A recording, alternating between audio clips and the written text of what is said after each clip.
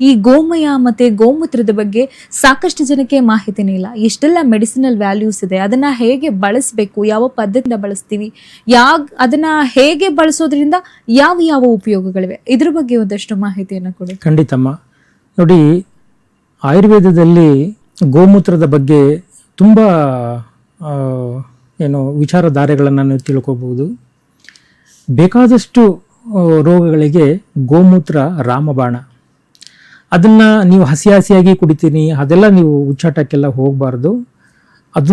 ಅದನ್ನೆಲ್ಲ ಶುದ್ಧ ಮಾಡಿ ಒಬ್ಬ ಆಯುರ್ವೇದಿಕ್ ಯಾರು ವೈದ್ಯರು ಇರ್ತಾರೆ ಅವರ ಸಲಹೆಯನ್ನು ತಗೊಂಡು ಎಷ್ಟು ತಗೋಬೇಕು, ಹೇಗೆ ತಗೋಬೇಕು, ಯಾವ ಪ್ರಮಾಣದಲ್ಲಿ ನಾವು ತಗೋಬೇಕು, ಯಾವ ಸಮಯದಲ್ಲಿ ತಗೋಬೇಕು, ಹಾಗೂ ನಾವು ಹೇಗೆ ತಗೋಬೇಕು, ಖಾಲಿ ಹೊಟ್ಟೆಲಿ ತಗೋಬೇಕಾ, ಊಟ ಆದಮೇಲೆ ತಗೋಬೇಕಾ, ನಾವು ಹೇಗೆ ತಗೋಬೇಕು, ಸರ್ವವನ್ನು ತಿಳ್ಕೊಂಡು ತಗೊಂಡಾಗ ನಮ್ಮ ದೇಹದಲ್ಲಿ ಕೆಲವು ಬದಲಾವಣೆಗಳನ್ನು ನೀವೇ ಗಮನಿಸಬಹುದು.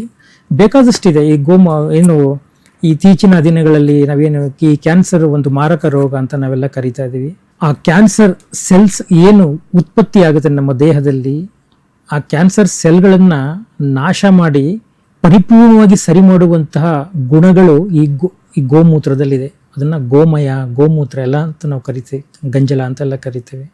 ಈ ಗೋಮಯವನ್ನ, ಗಂಜಲವನ್ನ ನಾನು ಹೇಳ್ತೀನಲ್ಲ, ಒಂದು ಶುದ್ಧ ಹಸುವಿನ ಗೋಮಯವನ್ನ ನೀವು ತಗೊಂಬಂದು, ಗೋಮೂತ್ರವನ್ನ ತಗೊಂಬಂದು ಮನೆಯಲ್ಲಿ ಬಳಸ್ತಾ ಅದನ್ನ ನೀವು ಸಹ ಸೇವನೆ ಮಾಡಿ ಮಕ್ಕಳಿಗೆ ಕೊಡ್ತಾ ಬನ್ನಿ. ಅದಕ್ಕೆ ಸ್ವಲ್ಪ ಪಚ್ಚ ಕರ್ಪೂರವನ್ನ ಹಾಕಿ ನೀವು ತಗೊಂಡಾಗ, ಅಂದ್ರೆ ಹೇಗೆ ತಗೋಬೇಕು, ಖಾಲಿ ಹೊಟ್ಟೆನಲ್ಲಿ ಇದನ್ನ ಸೇವನೆ ಮಾಡಬೇಕಾಗುತ್ತೆ. ಸ್ವಲ್ಪ ದಿನ ತಗೊಂಡು, ಹೌದು ಸ್ವಲ್ಪ ದಿನ ಅದು ಸ್ಮೆಲ್ ಇರೋದ್ರಿಂದ ನೀವು ಸ್ವಲ್ಪ ತಗೊಳ್ಳಿಕ್ಕೆ ಕಷ್ಟ ಆಗ್ಬಹುದು. ಆದರೆ ನಿಮಗೆ ಮೂಗಿಗೆ, ನಾಲ್ಗೆಗೆ ಸ್ವಲ್ಪ ತೊಂದರೆ ಕೊಟ್ಟರು ಸಹ ದೇಹಕ್ಕೆ ಅಮೃತವಾಗಿ ಆ ಗೋಮೂತ್ರ ಕೆಲಸ ಮಾಡುತ್ತೆ.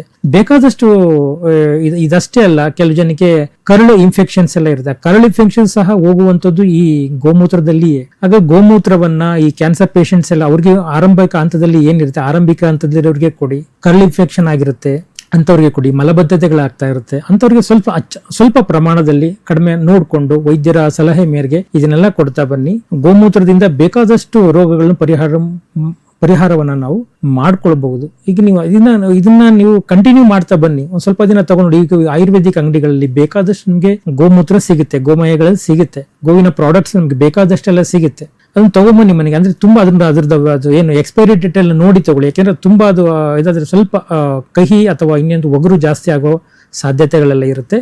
ಅದರ ಒಂದು ಅವಧಿ ಒಳಗಡೆ ಇರುವಂತಹ ಪ್ರಾಡಕ್ಟ್ ನೀವು ತಗೊಂಡ್ಬಂದು ಮನೆಯಲ್ಲಿ ಬಳಸ್ತಾ ಬನ್ನಿ. ಸ್ವಲ್ಪ ಒಂದು ಇತಿಮಿತಿಯಲ್ಲಿ ಬಳಸ್ತಾ ಬನ್ನಿ. ಖಂಡಿತವಾಗಿಯೂ ನಾನು ಹೇಳ್ತೀನಲ್ಲ, ಕ್ಯಾನ್ಸರ್ ಇವತ್ತೆಲ್ಲ ಇನ್ನೂ ಈ ಬೇರೆ ವಿಜ್ಞಾನಿಗಳು ಏನು ಕಂಡು ಹಿಡಿತಾರೋ ಗೊತ್ತಿಲ್ಲ, ನಮ್ಗೆ ಗೊತ್ತಿಲ್ಲ. ಆದ್ರೆ ಬೇಕಾದಷ್ಟು ಪರಿಹಾರಗಳು ಗೋಮೂತ್ರದಲ್ಲೇ ಸಿಗುತ್ತೆ. ಹಾಗಾಗಿ ಗೋಮೂತ್ರವನ್ನ ನಿತ್ಯ ಬಳಸ್ತಾ ಇದ್ರೂ ಸಹ ಕನಿಷ್ಠ ಪಕ್ಷ ವಾರಕ್ಕೂ ಒಂದು ದಿನನಾದ್ರೂ ಈ ಗಂಜಲವನ್ನ, ಗೋಮೂತ್ರವನ್ನ ಬಳಸುವಂತ ಕ್ರಿಯೆಗೆ, ಬಳಸುವಂತ ಮಾರ್ಗಕ್ಕೆ ನಾವು ಹೋಗ್ಬೇಕಾಗುತ್ತೆ.